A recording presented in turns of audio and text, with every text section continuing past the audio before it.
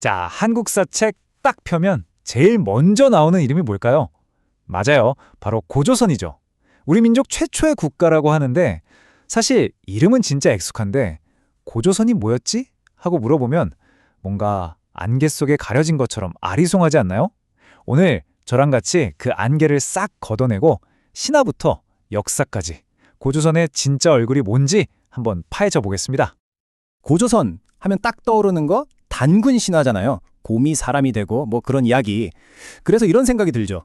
에이, 그거 그냥 옛날 이야기 아니야? 과연 그럴까요? 아니면 정말로 2000년이나 지속된 실존했던 왕국이었을까요? 자, 바로 이 질문에서부터 오늘 이야기를 시작해 볼게요.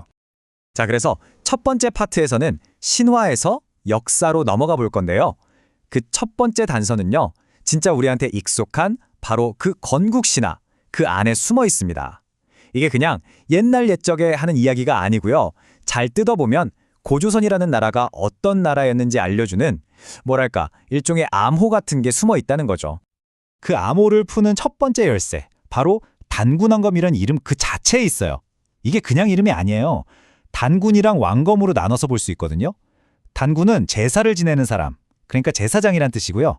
왕검은 나라를 다스리는 사람, 즉 왕이란 뜻입니다. 근데 이 두 가지가 한 사람 이름에 다 들어가 있잖아요? 바로 이거예요. 이게 뭘 의미하냐면 고조선은 종교 지도자랑 정치 지도자가 같은 사람인 아주 강력한 재정일치 사회였다는 걸 딱 보여주는 거죠. 자, 그럼 제일 궁금한 거. 곰이랑 호랑이는 대체 뭐냐는 거죠. 진짜 동물들이 사람이 되게 해주세요 밀었을 리는 없잖아요. 그쵸? 하하. 이건 사실 당시 부족들 간의 관계를 보여주는 상징적인 이야기라고 보시면 돼요. 하늘을 믿는 좀 더 발전된 문화를 가진 부족, 바로 환웅 부족이 있었고요. 곰을 자기네 부족의 상징, 그러니까 토템으로 삼던 부족이 있었던 거예요. 이 둘이 힘을 합친 거죠.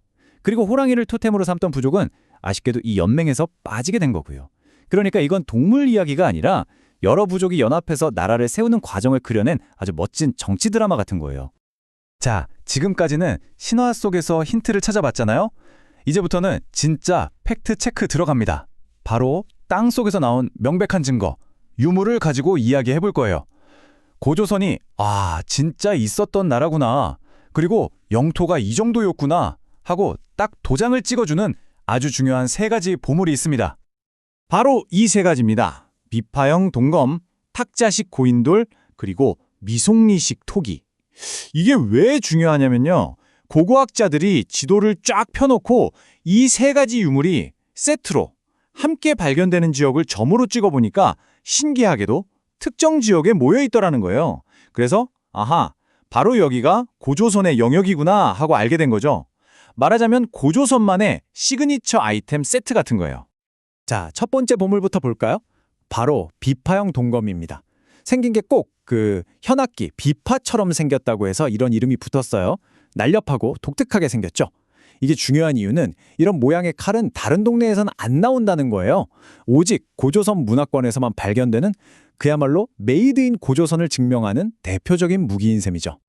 두 번째 증거는 바로 이겁니다. 탁자 식고인돌. 와, 그냥 봐도 엄청나지 않나요? 이 수십 톤짜리 돌덩이를 어디서 떼어내고 이걸 여기까지 끌고 와서 또 이렇게 세웠다는 거잖아요. 한번 상상해 보세요. 이게 보통 힘으로 가능했을까요? 절대 아니죠. 이건 나 이 정도 힘 있는 사람이야 라고 보여주는 거예요.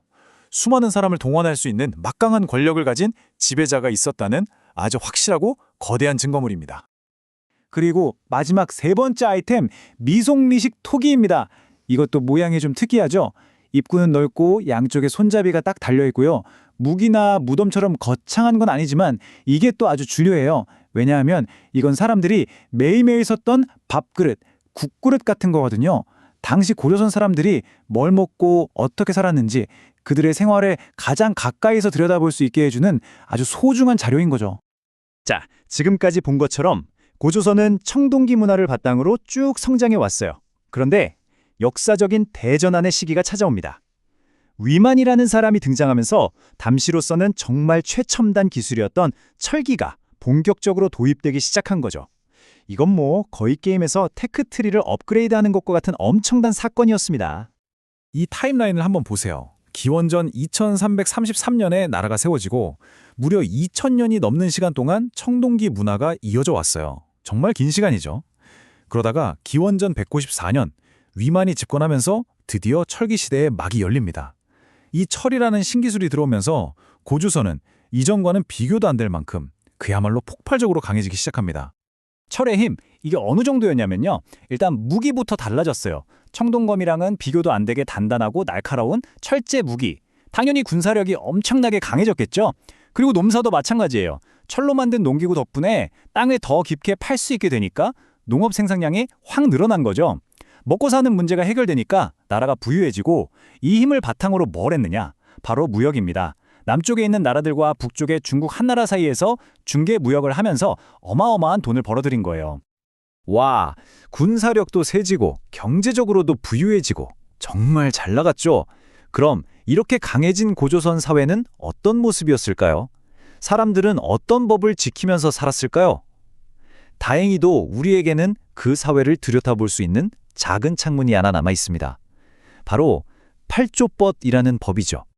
아쉽게도 8개 조항이 전부 남아있진 않고요. 지금은 딱 3개 조항만 전해지고 있어요. 근데 이 3가지만 봐도 당시 사회가 어땠는지 꽤 많은 걸 알 수 있습니다. 자, 첫 번째, 사람을 죽인 자는 바로 사형에 처한다. 어때요? 굉장히 엄격하죠? 그만큼 사람의 생명, 그리고 그 사람의 노동력을 아주 중요하게 생각했다는 뜻이고요. 두 번째, 남을 다치게 한 자는 곡식으로 갚는다. 돈이 아니라 곡식으로 갚는다는 점에서 여기가 농사를 중요하게 생각하는 농경사회였구나. 그리고 개인의 재산에 인정해주는 사회였구나 하는 걸 알 수 있죠. 마지막으로 도둑질한 자는 노비로 삼는다. 이 조항이 아주 중요합니다. 노비라는 신분이 있었다는 건 이미 사회의 지배층과 피지배층, 즉 계급이 존재했다는 명확한 증거가 되거든요. 자, 이제 마지막 이야기입니다. 영원한 왕국은 없듯이 강성했던 고조선도 결국 끝을 맞이하게 됩니다. 하지만요, 여기서 정말 중요한 포인트가 있어요. 고조선의 멸망은 그냥 모든 게 사라지는 끝이 아니었다는 겁니다. 오히려 그 이후에 한반도에 수많은 새로운 나라들이 태어나는 일종의 씨앗을 뿌리는 계기가 됐거든요. 아니, 이렇게 잘 나가던 나라가 왜 멸망했냐고요? 아이러니하게도 너무 잘 나갔기 때문입니다. 고조선이 중개 무역으로 막대한 이익을 독점하는 걸 보고 옆에 있던 거대한 제국, 중국의 한나라가 가만히 보고만 있지를 않은 거죠. 아니, 저 조그만 나라가 우리랑 다른 나라 사이에서 이득을 다 챙기네? 하면서 눈엣 가시처럼 여겼던 거예요. 결국 고조선의 눈부신 경제 성장이 역설적이게도 스스로의 발목을 잡는 결과를 낳고만 겁니다. 결국 한나라가 대규모 군대를 이끌고 쳐들어왔습니다. 고조선 정말 필사적으로 저항했어요. 1년 넘게 버텼으니까요. 하지만 결국 기원전 108년 수도였던 왕검성에 함락되면서 긴 역사의 막을 내리게 됩니다. 하지만 제가 아까 말씀드렸죠? 이게 진짜 끝이 아니라고요. 나라는 망했지만 고조선 사람들, 그들이 가진 문화와 기술이 하루아침에 사라졌을까요? 아니죠. 그들은 새로운 땅을 찾아서 뿔뿔이 흩어졌습니다. 마치 바람에 민들레 씨앗이 흩날리듯이 말이에요. 새로운 곳에 뿌리 내리기 위해서요. 자, 이 흐름을 보세요. 고조선이 멸망하고 그곳에 살던 사람들, 즉 유민들이 남쪽으로 내려옵니다.